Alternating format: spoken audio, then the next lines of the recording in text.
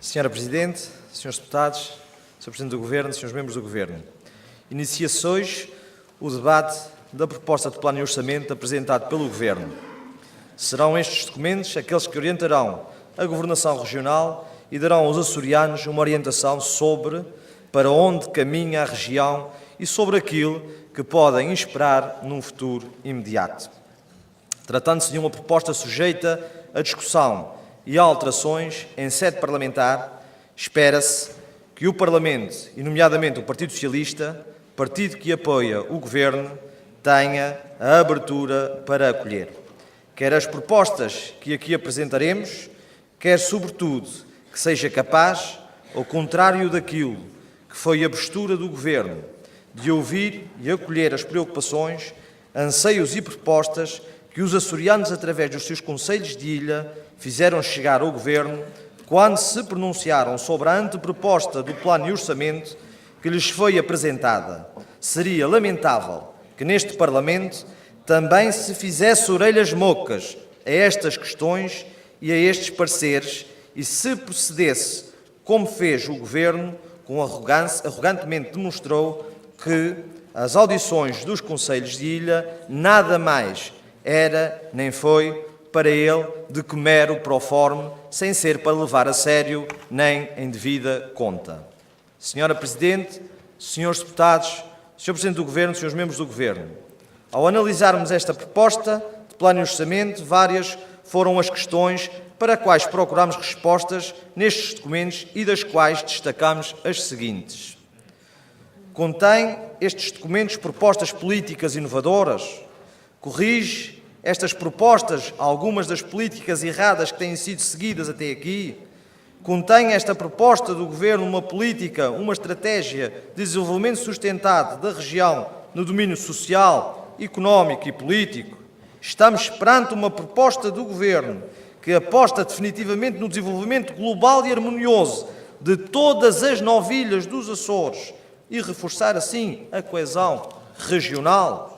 Estamos perante uma proposta capaz de mobilizar a sociedade e as suas organizações políticas, sociais e económicas?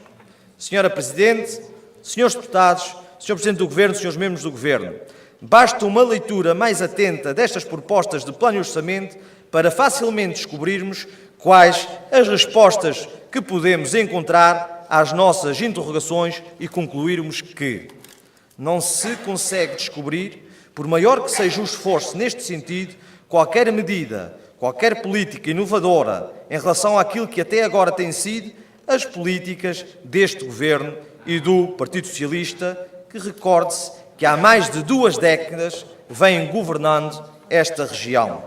Verificamos estar perante os documentos sem qualquer rasgos de inovação, criatividade e audácia, que apontam para mais do mesmo e que nos dão claramente a sensação de estarmos perante um Governo cansado, esgotado e, enfim, de vida útil.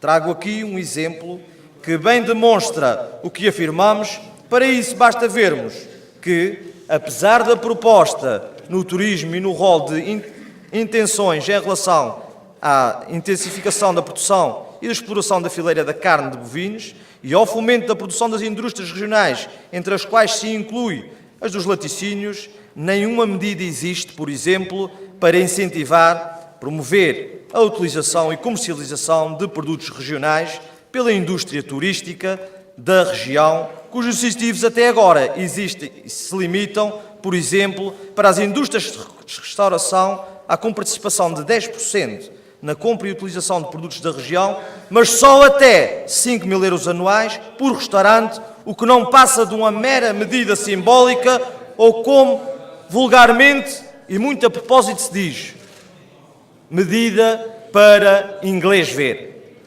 Governação que se mostra aqui insensível e incapaz de perceber e alterar o rumo de qualquer das políticas erradas que tem seguido, e são várias.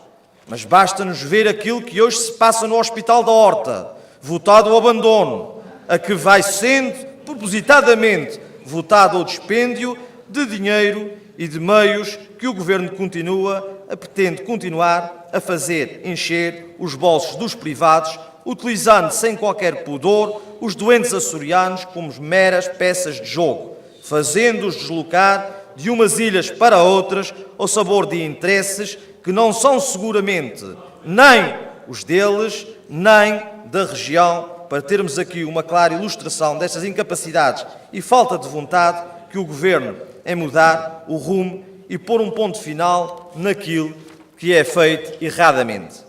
Infelizmente, e como bem exemplifica o exemplo que acabamos de citar, não vemos isso nesta proposta de Plano e Orçamento para 2017.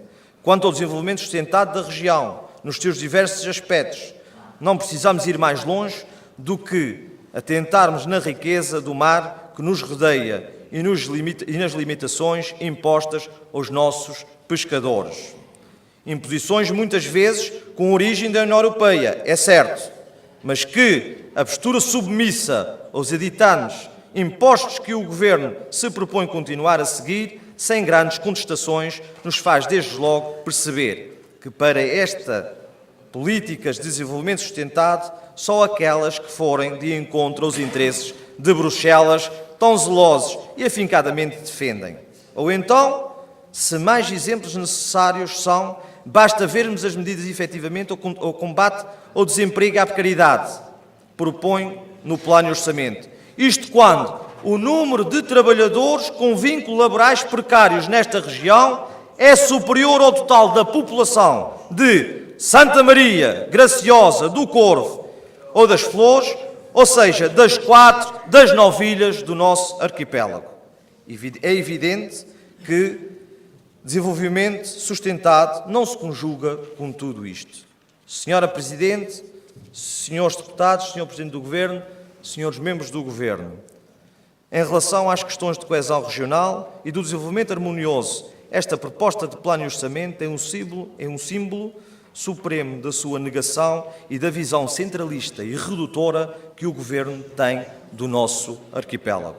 De fato, e enquanto se assiste o envelhecimento da população, à saída contínua de jovens e ao despovoamento gradual de ilhas como, por exemplo, Flores ou a Graciosa, não se consegue ver nestas propostas políticas capazes de travar a inversão e inverter, nomeadamente através da fixação de jovens, esta preocupante sangria demográfica. Vende-se assim, por outro lado, o Governo orgulhosamente até apresentar números de ligeiro aumento populacional dos Açores, escondendo o fato de que este aumento é centralizado num único polo, de modo algum, portanto, é centralizado num último polo que está aumentando a centralização em algumas ilhas. Serão necessários mais exemplos para demonstrar qual a preocupação do Governo da Coesão e desenvolvimento harmonioso em todas as ilhas? Certos que não será necessário.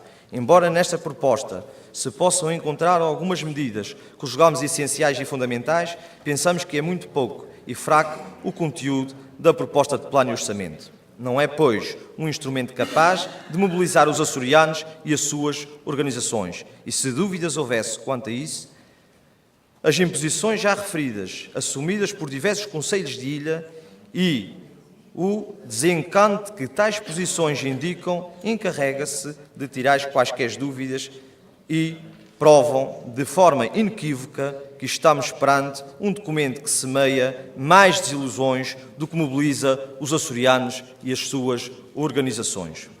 Senhora Presidente, senhores deputados, Senhor Presidente do Governo, senhores membros do Governo, a proposta de Plano e Orçamento para 2017 vai a partir de agora ser objeto de debate, cabendo ao Parlamento a responsabilidade de alterar e melhorar estas propostas, por forma a que o documento final aprovado neste Parlamento dê efetivamente as respostas que a nossa região necessita. Pela parte do PCP, temos a legítima expectativa de que haja abertura e vontade política para que assim seja. Tudo faremos neste sentido. Apresentaremos as propostas que entendemos fundamentais para que o Plano e o Orçamento de 2017 correspondam ao que os Açores necessitam e possa vir a merecer também a nossa aprovação. Disse.